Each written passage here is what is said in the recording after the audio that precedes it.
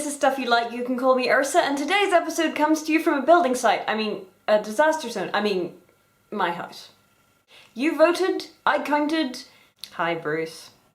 I had to buy both Ang Lee's Hulk and The Incredible Hulk in order to, properly do my research for this review.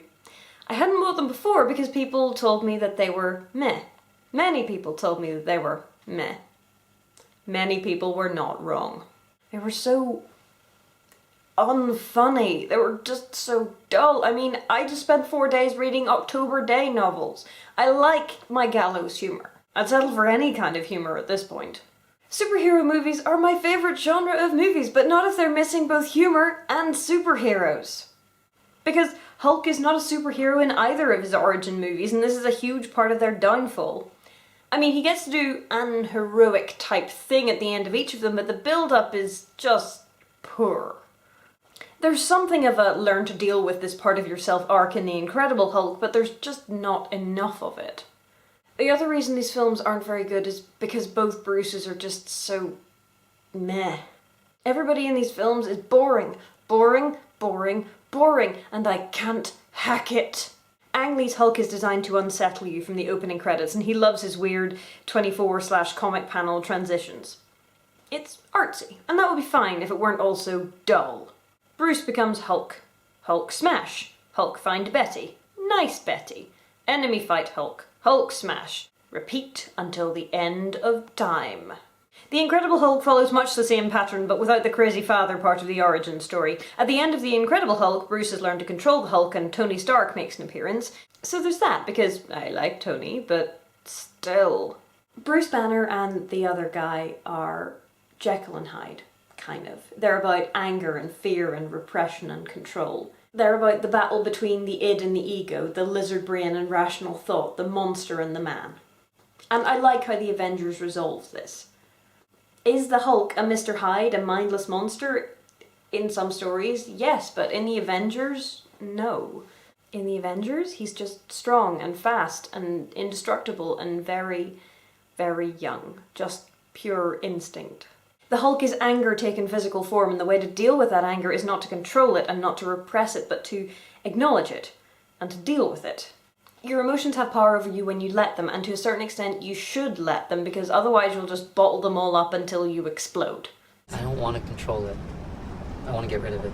Yeah, repress your anger. That's going to work out real well for you. Ang Lee's Hulk is a crummy movie because the dialogue is iffy and the pacing is weird. And it's flashy where it should be solid, and it just takes itself so gosh darn seriously. Where is the funny? The Incredible Hulk isn't much better, though I guess it's a little better in some ways. But put it this way, the first joke in Hulk is an hour into a 2-hour movie.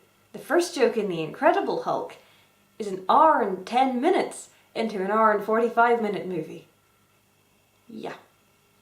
Maybe Banner and the Hulk are unsuited to their own movie. Maybe their demons are too severe, but I don't think that's what it is. I just think they took the wrong approach. 2 wrong approaches, in fact. Artsy superhero movie. Psychological thriller superhero movie. Taking ourselves way too seriously superhero movies. Make it more about learning to deal with the Hulk and being a hero while in the body of a crazy indestructible child, and less, oh so much less, about Hulk smash. Obviously you need to have some of that, but a little bit of character development wouldn't go amiss either. Also, give Betty some better lines. Really, Sarah Williams and Arwen both deserved better than this. And make sure your lead has charisma to burn. Mark Ruffalo's Banner is rumpled and put upon and has a dust-dry sense of humour. And that was what we needed, people, and he works in the context of the other Avengers. Obviously compared to, say, Thor or Iron Man, he's very much less flashy, but quiet doesn't mean boring. Quiet just means it's a little bit more work. Mark Ruffalo has this wonderful on-screen charisma, so you want to know more about him. You want to kind of peel back the layers of his character. That is just not true of the other Bruce Banners. You just don't care about them. Well, I didn't. I just wanted to smack them upside the head a bit. Avengers Bruce is also more likeable because he's more mature. He's learned. Banner called the Hulk the other guy not to disassociate himself from him, but to make him a person. He's not a mindless beast. He's a guy, a big, scary, and childish. guy, but a person nonetheless. You're tiptoeing, big man.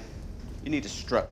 And honestly, he's already taken most of the advice that Tony Stark is dishing out, though he doesn't fully trust himself yet. And that is, or should have been, the theme of the Hulk origin movie. It's about learning to trust yourself. Controlling the Hulk is about trusting yourself, including the parts of yourself that you don't want to trust. The dark parts, the scary parts, the monster under the bed that is, in fact, you. Until you acknowledge the dark parts of your nature which you cannot kill, how can you ever control them? Humanity, as Terry Pratchett put it, is where the falling angel meets the rising ape. And Avengers Bruce knows this. And Avengers Bruce has already undertaken his hero's journey, and so he can be a superhero. In a superhero movie, how's about that? And so if they fancied making one, I'd quite like to see a decent Hulk movie. A proper one, with Mark Ruffalo and a supporting cast with depth and some funny dialogue and some sly humour. Because I love Bruce. Bruce is sharp and smart and quiet and funny and dry and incredibly dangerous, all wrapped up into this adorably rumpled package. How can you not love him? And also he and Tony are just immensely cute as science bros. Finally, someone who speaks English. Is that what just happened? Oh, bless their little hearts. Okay, next episode is going to be Tony Stark, and the episode after that may be something completely different before we get back to the Avengers, but we'll see.